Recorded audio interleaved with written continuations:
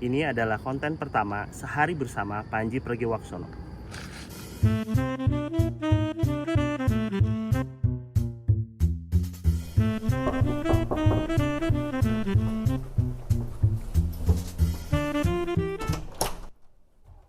Pagi Panji. Angga Diandri, sepatu saya copot. WhatsApp. Ini adalah Panji Pragiwaksono, komika Indonesia yang sedang berjuang di New York. Gue pernah kerja bareng sama dia selama 5 tahun. 3 tahun menjadi business manager Panji, dan 2 tahun menjadi co-CEO Comika. Selain itu, dia juga om gue. Jadi, eyang gue sama ibunya adalah adik kakak. Ya, kurang lebih kayak gitu. Pas ulang tahun gue yang ke-7, dia ngegendong sekaligus ngelempar-lempar gue. Sekarang malah jadi rekan bisnis. Dan hari ini gue akan nemenin dia manggung di acara The Founders di SICC. WhatsApp. Beneran ada in the life nih gue liat-liat nih. Iya. Dari kamar hotel. Iya, ini episode pertama nih. Jadi deg-degan. Deg-degan. Deg-degan. Karena belum pernah kebayang. Udah jalan bareng berapa lama? Maksudnya sebagai content creator ya? Iya, tapi pertanyaannya ini nih kadang-kadang bikin jadi deg-degan. Mas, dari semua kegiatan, ya kan? Terus gimana Mas Panji bisa ngejaga fokusnya? Oh nggak bisa. Kenapa? Susah. Berantakan fokus gue. Kayaknya pada ujung-ujungnya gue tuh sering kali kayak, oke sekarang mesti ngapain, yaudah itu dulu. Oke. Next deadline-nya apa, yaudah itu. Jadi kadang-kadang kepala gue di mana-mana, apalagi kan gue kan undiagnosedly ADHD. Undiagnosedly, oke. Kecurigaan aja, curiganya dia sih, belum pernah bener-bener kata orang, kayaknya ADHD deh, coba dicek gitu. Oh, oke. Cuman ya gitu, gue kesulitan untuk fokus. Hanya saja ketika gue lagi in the moment, gue in the moment. Jadi kalau gue stand up, gue bener-bener fokus. Oke. Mana ya gue? Gue mau Terus nyamperin kalau tim gue, bentar ya. Ayo. Terus kalau apa? Terus kalau misalkan tiba-tiba pagi-pagi nih bad mood, ya kan? Terus gimana caranya bisa switch up, diubah lagi biar jadi sesuai? Kadang-kadang ada beberapa yang nggak bisa tuh. Kalau udah paginya bad mood terus. Ya. Kalau gue nggak kayak gitu karena gue dewasa. Orang dewasa tidak akan membiarkan harinya didikte bad mood. Jadi gue nggak pernah. Tapi jawaban lainnya adalah disiplin. Disiplin. Ya. Oke. Maksudnya orang lain kan gak ada urusan, Tor. Ya. Enggak, maksud gue. Kalau misalnya gue lagi ada masalah pribadi apa segala macam kan orang lain gak ada yang tahu dan nggak perlu tahu juga. Oke. Gitu. Terus minuman di pagi hari yang nggak bisa ditinggalin apa? Kopi. Kenapa kopi? Kalau dulu sih untuk bikin seger kan. Ah, Kalau sekarang kayaknya untuk sugesti deh. oh gitu. Mas Panji, Ya. kalau bahas tentang kebiasaan kecil yang sampai sekarang masih dilakukan apa, Mas? Sholat. Terlihat sekali jujurnya. Itu lebih ke kebiasaan baru tapi juga masih jarang. Kebiasaan kecil, wow, interesting. Penting gak penting tapi kebiasaan kecilnya. Iya, kadang-kadang tuh sepele gitu, tapi tetap gitu. Gue kalau lagi di New York, gue hampir selalu ke kafe 2 blok dari rumah gue, namanya Cafe Auburndale. Gue suka sekali tempat itu. Kopinya sebenarnya biasa aja, tapi nggak tahu kenapa vibe-nya enak.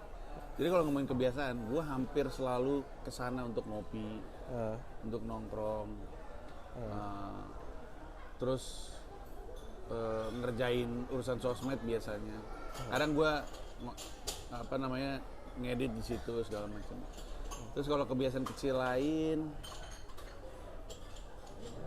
apa ya, gue bingung kalau ditanya kebiasaan sendiri. Itu kayak kopi kecilnya New York dong ya? Betul. Ya kan? Kopi kecilnya New York. Koci. Kalau di Rawamangun Kocil.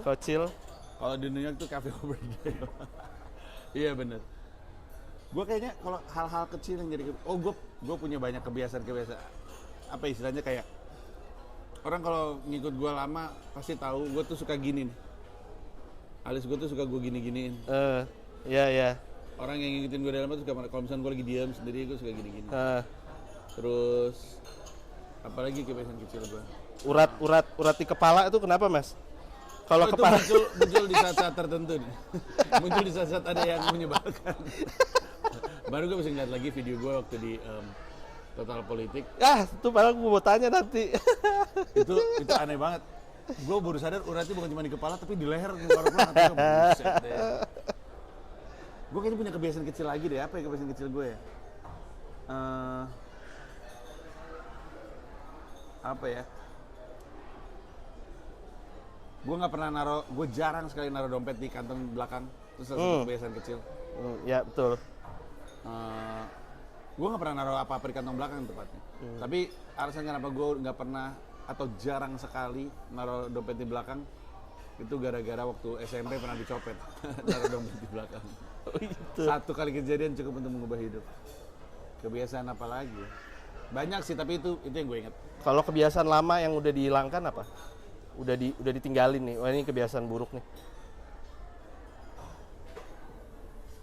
Kebiasaan lama.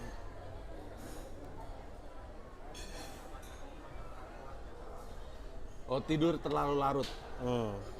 Tidur terlalu larut. Gue tuh mengubah itu 2019 kayaknya. Habis itu gue udah nggak pernah lagi. Kadang-kadang kalau emang keadaan ya yang memaksa kerja atau apa ya udahlah ya. Tapi overall nggak pernah jadi sesuatu yang gue longgarin gitu, harus kencang spiritnya. Terus kebiasaan lama yang gue berhentiin apa ya?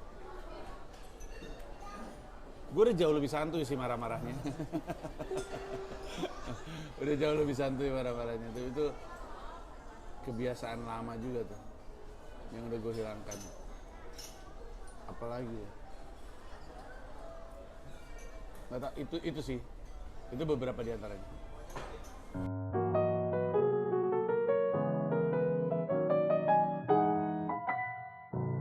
Mas Panji, Ya, siap. gimana tadi latihannya? Menyenangkan. Menurut gue sih udah optimal. Improve-nya, stand up-nya, sketsanya, oke kok. Udah ready lah. Udah ready buat ntar malam. Gue mah nggak sabar ngelawak aja. Terus kalau nilai-nilai kehidupan ya, kita bahas. Kayak yang dari dulu sampai sekarang yang dipegang teguh tuh apa sih Mas yang nggak ngubah? Mengutamakan kebahagiaan. Hampir semua yang gue lakukan tuh insentif bahagia aja, nggak serta-merta duit. Bahkan di banyak kejadian yang gue lakuin tuh antara nggak ada duitnya atau duitnya kecil gitu. Kayak termasuk waktu gue ke New York ini kan belum ada duitnya, nggak ada duitnya, bahkan pindah ke sebuah negara yang nggak ada jaminan bakal dapat duit atau enggak. Tapi gue yakin kalau gue happy ngelakuinnya, gue bisa lama ngelakuinnya. Kalau gue lama ngelakuinnya, gue bisa tumbuh dalam melakukannya dan lama-lama kelihatan hasilnya. Pengennya sih gitu. Jadi selalu mengejar kebahagiaan. Dari dulu, dari zaman gue kuliah. Bahkan pemilihan kampus seni rupa juga gara-gara itu. Gue milih kampus seni rupa karena aku cari kampus yang bikin gue happy aja gitu. Sejak kapan akhirnya bisa berubah kayak gitu? Karena kan ada beberapa orang yang mungkin masih berpikir ya udah uangnya dulu.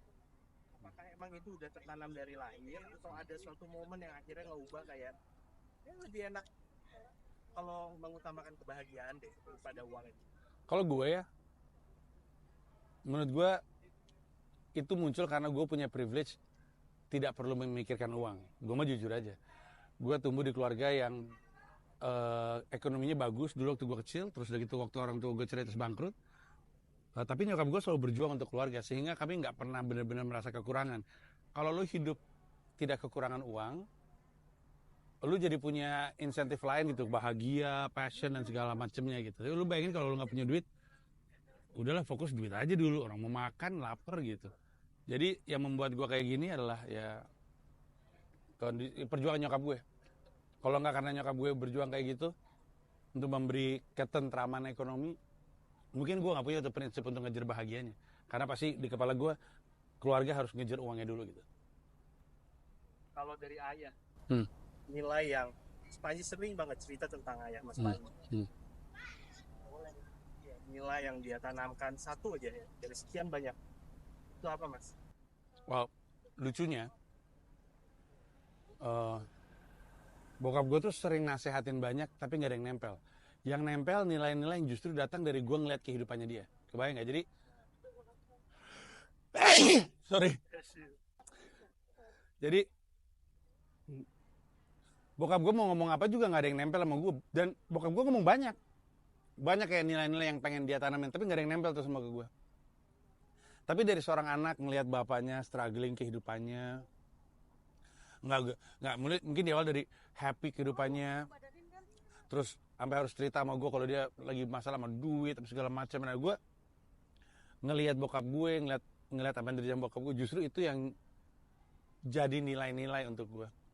Dan nilai-nilainya adalah bahwa ya pinter aja nggak cukup kalau lo nggak bisa komunikasi dengan baik sama orang. Pinter aja nggak cukup kalau lo nggak bisa kerja sama orang. Pinter jadi nggak penting kalau lo jadi ngerasa paling pinter sehingga orang nggak mau kerja sama lo. Itu gue ngeliat dari bokap gue semua itu.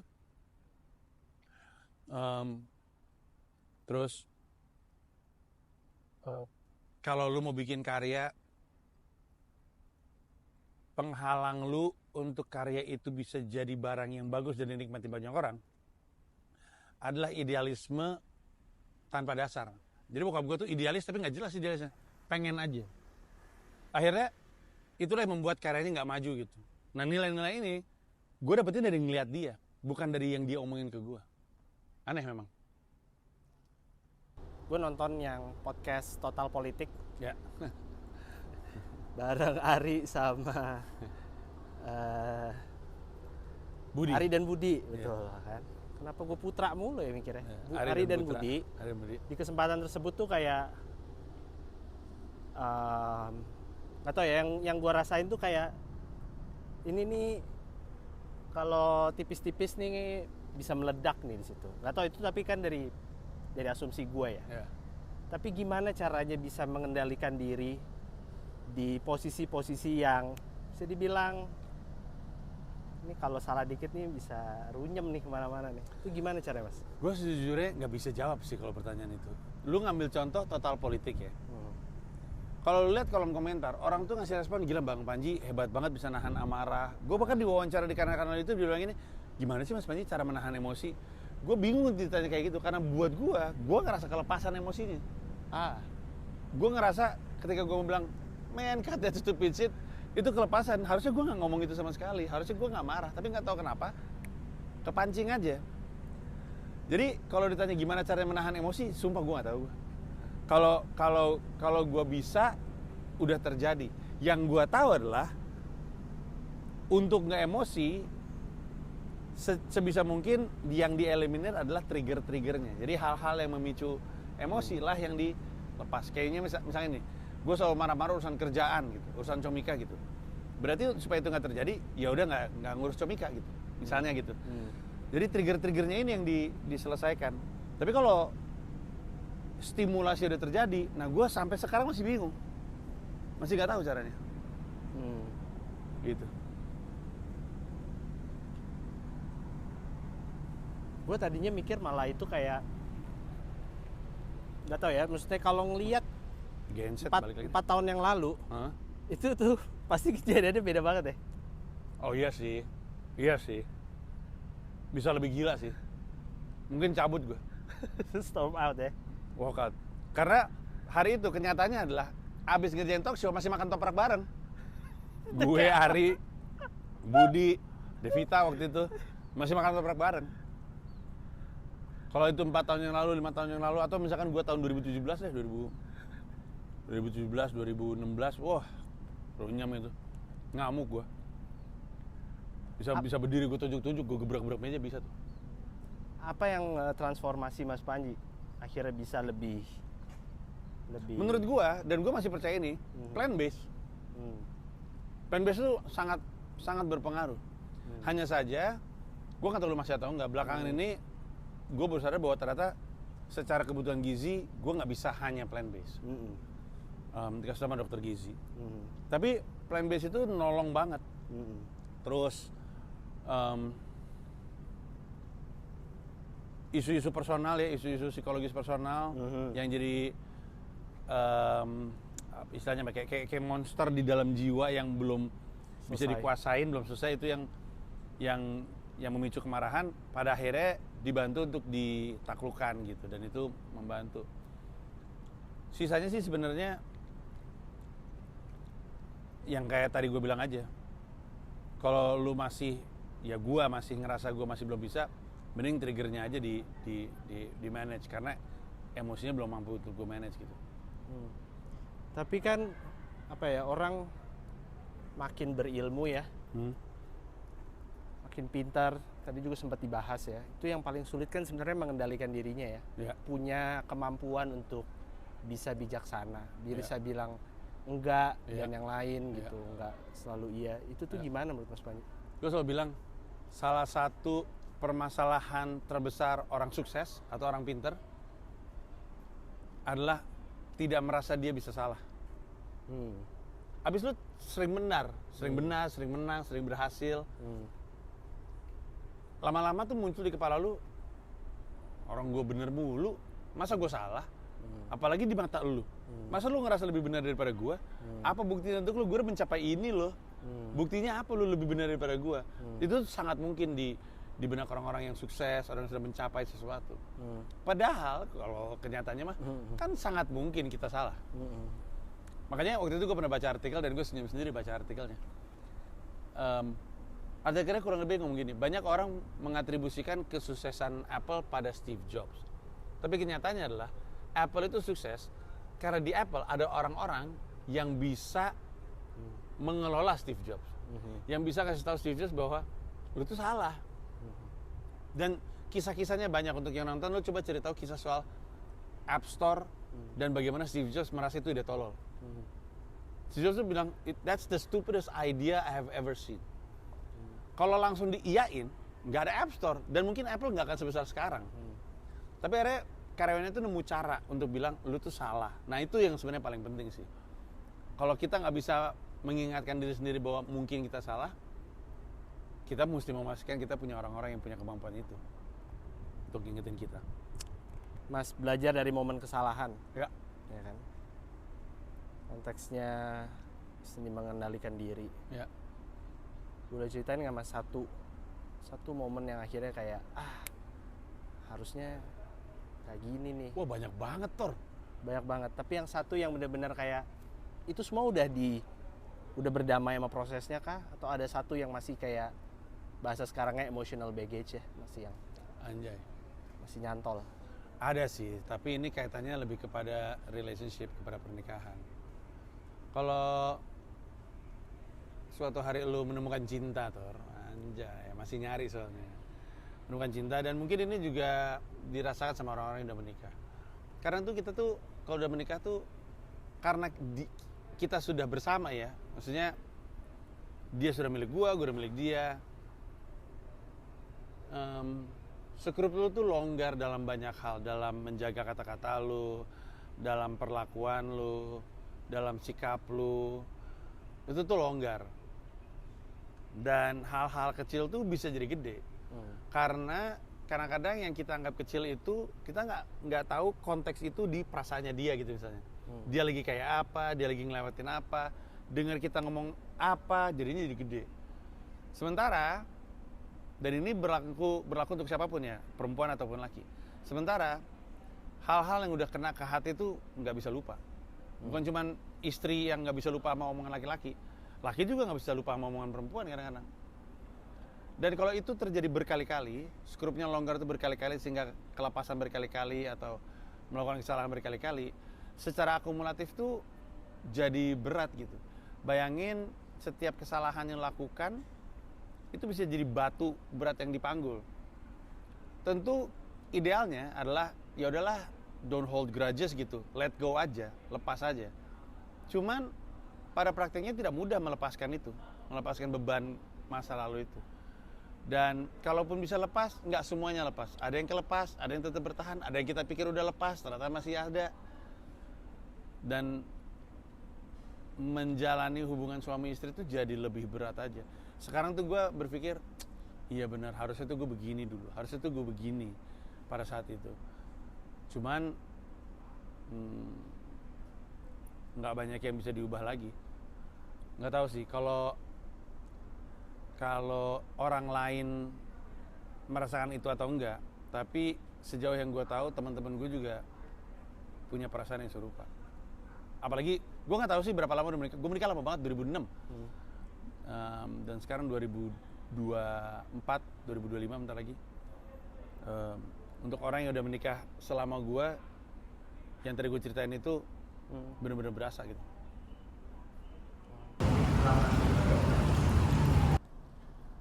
Mas Panji sebagai komedian, komika ya, seberapa pentingnya sih menulis? Menulis itu penting, setidaknya bagi gua ya.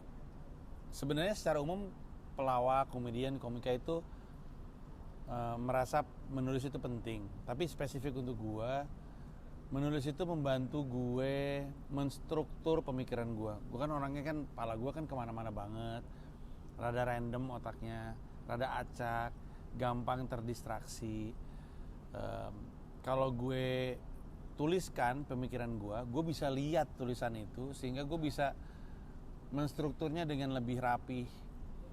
Dan di luar itu ada efek terapeutik gitu dari menulis, kayak keresahan-keresahan atau pemikiran-pemikiran yang nggak tahu ujungnya kemana itu jadi tersalurkan aja. Gue sih bersyukur bahwa gue dari profesi penyiar itu menemukan caranya ke profesi komika, karena dua-duanya punya dasar penulisan dan dua-duanya membiasakan gue semacam journaling gitu, jadi semacam menulis, semacam menyalurkan pemikiran, keresahan, cuman bedanya jadi sesuatu, entah itu naskah siaran atau materi stand up. Dan sampai dengan sekarang gue udah punya 10 pertunjukan spesial, termasuk Mensrea nanti mau jalan. Sampai dengan sekarang gue masih tetap menulis, masih tetap menstruktur pemikiran-pemikiran gue, dan masih merasa terbantu dengan menulis. Kemarin gue sempet open mic-in materi Mensrea di Berlin. Bener-bener belum pernah di open mic-in sama sekali. Bahkan dalam perjalanan pesawat menuju Berlin masih gue ketik, masih gue tulis. Tapi karena gue nulis dan gue lihat jok-joknya jadi lebih rapih gitu. Pas gue bawain lebih kena, lebih tepatnya gampang kena ketimbang kalau misalkan nggak gue tulis. Jadi ya itu penting, sampai sekarang masih gue lakuin.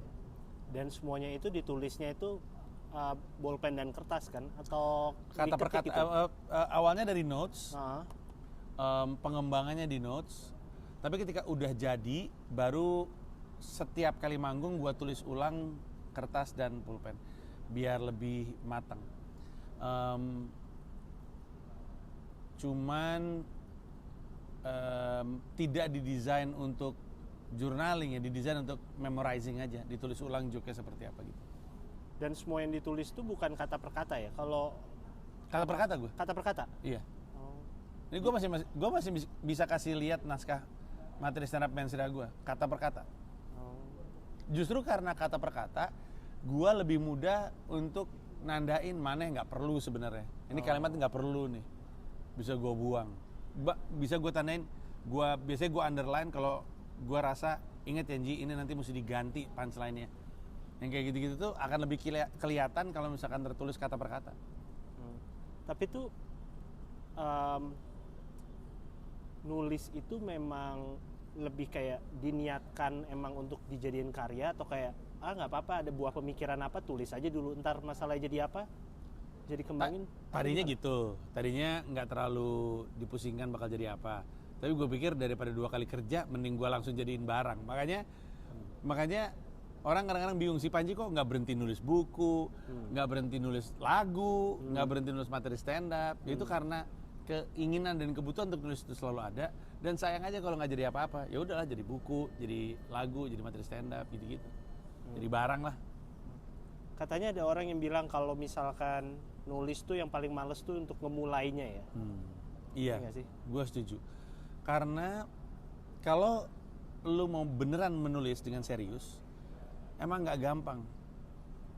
Itu tuh kayak rasanya, bayangin lu lagi olahraga tinju tuh, bener-bener olahraga tinju. Terus selesai olahraga tinju, lu langsung disuruh masukin benang ke jarum jahit. Tau gak yang belakangnya bolong itu? Susah kan pasti, karena baru lu ngos-ngosan, power lu gede, tiba-tiba lu harus melakukan sesuatu itu butuh ketenangan dan butuh gerakan motorik halus gitu. Kurang lebihnya kayak gitu. Lu dalam keseharian, apapun profesi lu dalam keseharian seru, kena stimulasi dari Netflix lah, konser apa segala macam, seru banget. Tiba-tiba ketika lu menulis, nggak gampang untuk bisa stay in the zone, tenang, menghayal, menulis tuh nggak gampang. Makanya paling susah tuh memulai. Tapi ketika udah mulai nulis, kadang-kadang saking lu lagi di dalam zona pemikiran yang lu pengen untuk nulis, ditarik keluar tuh nggak mau. Mas Panji makan, nulis dulu ya ntar. Mas Panji udah sejam nih, ya tanggung. Karena gue tahu kalau keganggu, masuknya lagi susah. Setidaknya buat gue, tapi gue dengar banyak cerita dari orang-orang lain, kurang lebihnya serupa. Susah sekali, makanya antara jadi males atau jadi lama nulis tuh. Cuman di gua sih spesifik itu yang terjadi. Kalau tulisan yang tadinya Mas Panji mikir mungkin ini kayaknya nggak bakal jadi apa-apa deh gitu. Terus ternyata jadi memberikan dampak gitu. Ada nggak sih Mas? Menurut gua semua buku gua gitu. Gua ketika nulis buku tuh nggak berpikir ini kayaknya nggak bakal jadi apa-apa lah, gua cuma nulis aja. Cuman ternyata malah jadi gede. Contohnya buku nasionalisme itu. Itu kan sebenarnya tulisan gua aja, beneran. Makanya format pertama kali dia rilis itu dalam bentuk e-book. Gue inget banget, gue bikin peluncurannya di FX. E-book itu, e-book bisa di-download. Ngapain gue nulis itu? Nggak ada, pengen nulis aja. Terus nggak tahu kenapa yang download banyak, saking banyak ditawarin untuk jadi buku sama Bentang Pustaka. Ditawarin jadi buku, bertahun-tahun tuh buku best selling gue. Gue punya buku-buku lain tuh nggak best, sampai akhirnya pecahkan yang jadi best selling sekarang.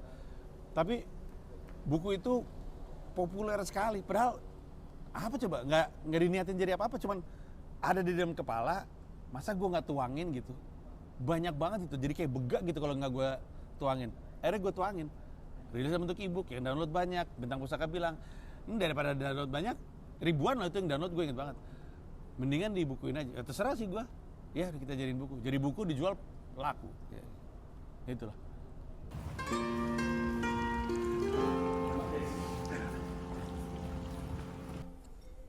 Mas terakhir nonton film apa yang bisa bikin Mas Panji ketawa? Film yang bisa bikin gue ketawa? Film apa? Wow. Film yang bikin gue ketawa. Agak lain sih. Terakhir kali tahun ini betul. Film, karena kan gue nggak banyak nonton juga anyway. Tapi gue tahu gue nonton agak lain. Agak lain lucu parah sih. Lucu parah. Adegan mana yang paling Mas suka dari seluruh? Salah satu adegan terlucu menurut gue, tapi kayaknya orang lain nggak ngerasain ini selucu gue ya, adalah kan sepanjang film kan Indra Jegel tuh digambarkan sebagai orang yang punya ide, tapi ide itu masalah mulu. Terus ada satu momen di mana mereka nyampe ke kuburan, tepat di seberang kuburannya itu ada pos polisi. Terus satu mobil ngeliatin ke pos polisi, terus wah kok ada pos polisi, kemarin belum ada loh. Tiba-tiba Jegel ngomong gini, aku ada ide. Terus si Oki bilang, nggak dulu ya Gel, katanya. Menurut gue itu lucu banget, nggak dulu ya Gel. Bukannya, wah ide lu jelek semua gitu, atau wah diam lu gitu. Responnya tuh, nggak dulu ya Gel gitu. Menurut gue tuh lucu banget sih. Sama adegan waktu awal-awal yang waktu masih ada rumah hantu, terus Oki cuma naruh palanya, terus dua orang gitu, wah takut beneran, terus palanya Oki dipukul plok gitu. Menurut gue itu lucu banget sih. Nah, sekarang kalau yang bikin nangis. Wow, yang bikin nangis? Yang bikin nangis. Film yang bikin Mas Panji nangis. Kemarin gue nangis nonton Wicked. Wicked? Iya. Adegan yang mana Mas? Jadi kan gue suka banget sama Wicked ya. Gue pertama kali nonton Wicked itu dalam bentuk play, dalam bentuk teater. Terus untuk yang nggak tahu konteksnya, Wicked itu kan spin-off dari Wizard of Oz, menggambarkan kisah di balik kenapa Elphaba jadi seperti itu. Tanpa berusaha untuk spoiler, tapi intinya adalah ada momen di belakang di mana Elphaba itu merelakan mimpinya, merelakan keinginannya karena prinsip-prinsipnya. Terus tadinya dia takut dianggap jelek, takut dianggap apa segala macam, lama-lama dipikir oh gue nggak peduli lah.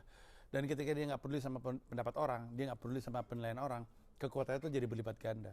Terus ada lagu Defying Gravity, di lagu itu gue nangis. Karena lagunya liriknya bagus, performance-nya bagus. Waktu gue nonton Broadway-nya gue nangis, pas nonton filmnya di lagu Defying Gravity gue juga nangis.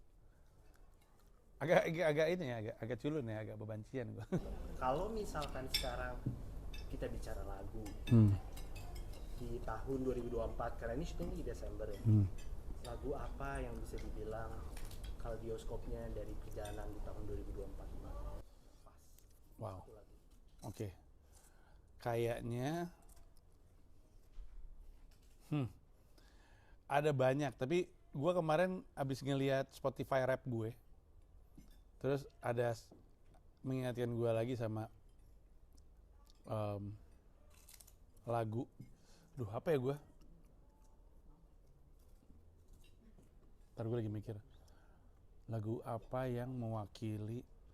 Karena gue tahu ada, gue dengerin berulang-ulang. Ntar gue cek dulu bentar.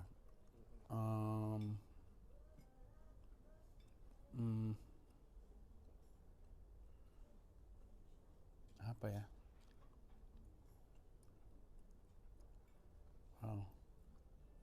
Bingung. Oh, ini dia lagunya. Lagunya John Mayer, judulnya Stop This Train. Kenapa?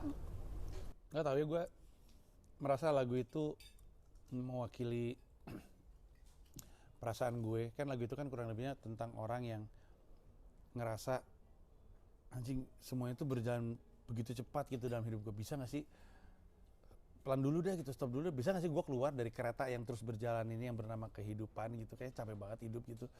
Kayaknya antara gue merasa semuanya berlalu begitu cepat, atau antara gue ngerasa bisa gak sih kita pause dulu sebentar, bisa gak sih kita santai dulu sebentar, bisa gak sih kita enak dulu sebentar. Dan lagu itu tuh secara musik tuh menggambarkan itu banget.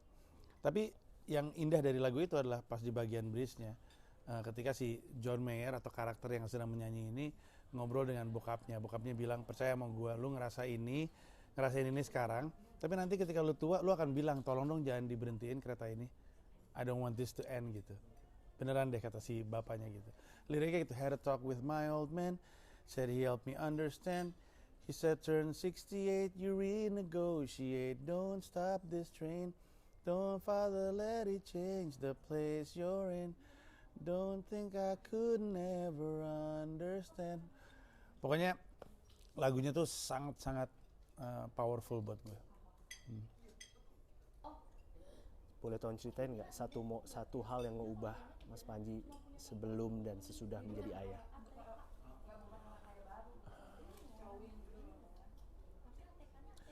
Gue tuh sebenarnya emang bercita-cita jadi ayah dari lama. Bercita-cita. Emang nggak tahu ya. Gue udah bayangin di kepala gue kalau jadi ayah ini bakal menyenangkan, bakal gue sayang banget lah. Tapi ternyata ketika anak yang muncul, dalam hal ini adalah Dipo ya, ternyata kemauan gue pengen jadi ayah nggak sejalan dengan kemampuan gue untuk menjadi ayah. Jadi pada kenyataannya adalah walaupun dari dulu gue bilang gue pengen jadi ayah, ketika pada akhirnya jadi ayah, ternyata gue ngerasa insecure, nggak yakin mampu, nggak yakin cukup sabar. Gue inget kok, dan Gamila ingetin itu mulu ke gue. Gue inget gue pernah giniin Dipo umur berapa kayaknya, 5 kayaknya atau 4, gue gini-gini. Bisa diam dulu nggak? Gila. Gue aja sampai stres. Gue stres ngelihat Dipo, stres ngeliat gue. Karena gue gituin. Karena dia lagi rewel, ini lagi stres, lagi nyari. Kami lagi nyari villa kalau nggak salah, nyasar, terus salah mulu, terus gue marah, terus dia rewel dan segala macemnya, dia ngerong-ngerong, namanya juga bocah kan. Terus gue gituin, gue yang bener, bisa diem dulu nggak? Di situ gue langsung ngerasa, wah, kok gue bisa kayak gitu ya? Gue bisa gelap mata gitu kepada seorang anak balita hitungannya. Padahal gue berpikir gue tuh sabar, kayak misalkan kalau misalkan Dipo lagi rewel waktu masih bayi nih, masih umur setahun gitu, kalau Dipo lagi rewel dan Mila udah nggak kuat, gue yang gendong tuh. Gue bisa berdiri gendong Dipo, gini-giniin Dipo sampai sejam sampai dia tidur. Tapi di saat gue berpikir, oh mungkin gue cukup sabar untuk nanganin Dipo, kejadian itu mengingatkan gue bahwa anjing, ternyata lu masih nggak punya kemampuan yang mumpuni gitu. Dan sampai dengan detik ini gue paling insecure untuk bicara soal menjadi seorang ayah. Di sosmed gue tuh selalu udah, wah nih dad goals, aduh seneng dia punya ayah kayak Panji gitu. Tapi pada kenyataannya gue selalu insecure dengan menjadi ayah. Nah, punya anak-anak itu adalah sesuatu yang humbling buat gue, karena gue di luaran dikenal sebagai ini si Panji, si stand up comedian, dan gue lebih banyak menang dan lebih banyak berhasilnya kan secara karir. Pulang ke rumah tuh gue banyak banget ngerasa gagalnya, banyak merasa kurangnya, sehingga ada penyeimbangnya gitu. Dan itu aja, gue dulu orang yang cukup percaya diri kok, tapi ketika punya anak justru gue mulai agak minder, terutama sama kemampuan gue dengan menjadi seorang ayah. Gue kan masih ingat ya Mas, sampai sekarang kan salah satu aturan bekerja dengan Mas Panji kan pada saat ulang tahun anak-anak, ya kan, ulang tahun anak-anak, ulang tahun Dipo, Shira, ulang tahunnya Mila, ya kan, itu kan nggak boleh ngambil pekerjaan. Di ulang tahunnya dan di weekend. Dan di weekendnya, betul. Dan momen apa yang membuat itu tuh jadi momen sakral yang dimana dijadiin kayak dijadiin aturannya gitu, karena kan ya balik lagi ya, kadang kan ya orang hantam aja gitu, ada yang sampai anaknya ulang tahun tapi masih megang handphone, masih nggak ada berada di sana gitu, orangnya ada tapi kayak serasa nggak bareng gitu. Apa yang membuatnya? Dimarahin Mila. Karena gue ingat itu baru jadi aturan yang gue jalankan, yang gue sepakati ketika Dipo mulai ngerayain ulang tahun di sekolah. Bocah itu kalau misalkan dia ulang tahun di hari sekolah, itu kan ngerayain di sekolahnya. Jadi kayak bawa kue, bagi-bagi kue, potong kue, kasih ke guru gitu-gitu. Nah, di tahun pertama apa tahun kedua itu ya, artinya ulang tahun ke-6 apa ulang tahun ke-7, gue tuh kerja di hari itu. Gamila keribetan sendiri, bawa beli kue, bawa kue, datang ke situ bawa paper plate gitu, potong, terus ngerekam, terus nyanyi, terus bagi-bagi, semuanya itu sendiri. Terus Mila bilang, kalau ulang tahun anak jangan kerja lah, aku ngerasanya kayak single parent ini, berjuang sendirian gitu. Terus gue yang oke, gue ngerti, I see your point, I understand, I'm sorry. Sejak itu ulang tahun anak-anak nggak pernah, tapi itu sejak itu weekend masih boleh kerja. Lalu ada momen lagi di mana gue hadir ketika ulang tahun anak-anak di sekolah, gue ikut ribet apa segala macam. Tapi kan namanya juga hari sekolah ya, nggak bisa dinner sama keluarga atau lunch sama keluarga. Pas mau ngerayain ulang tahun di weekendnya, guanya lagi kerja. Jadi pas makan benernya, bapaknya nggak ada lagi.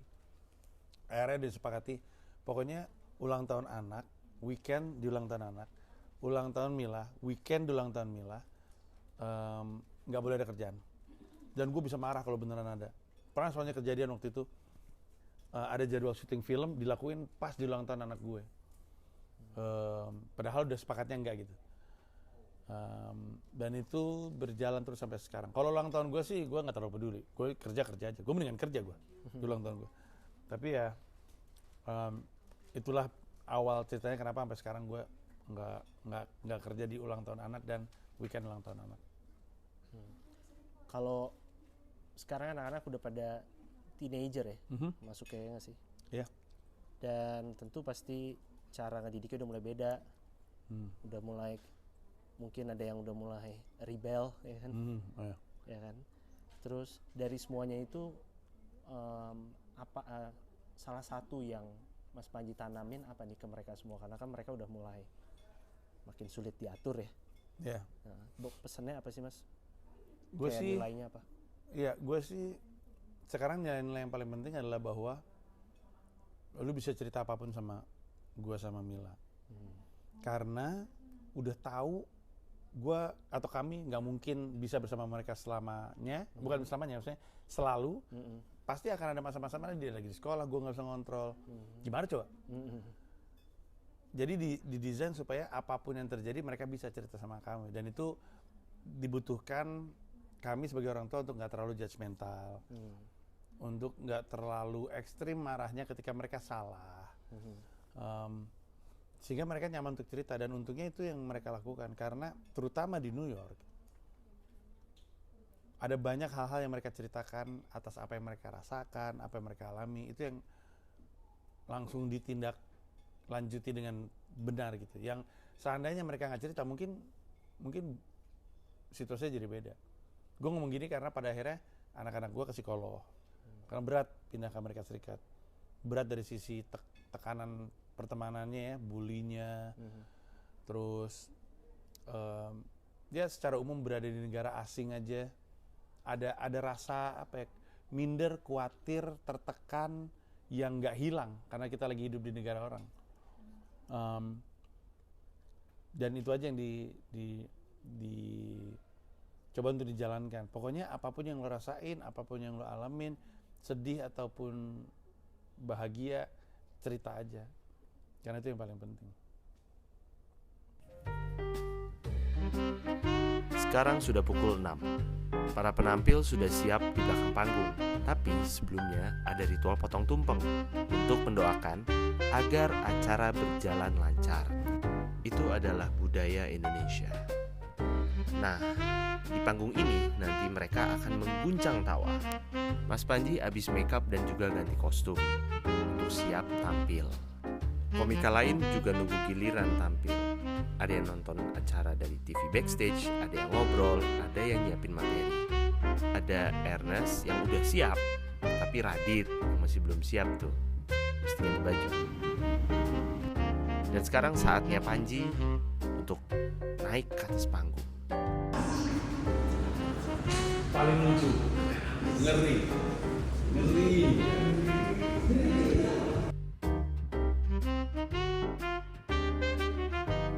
Ini dia sang komika Indonesia yang siap untuk mengguncang tawa, Panji Pragiwaksono.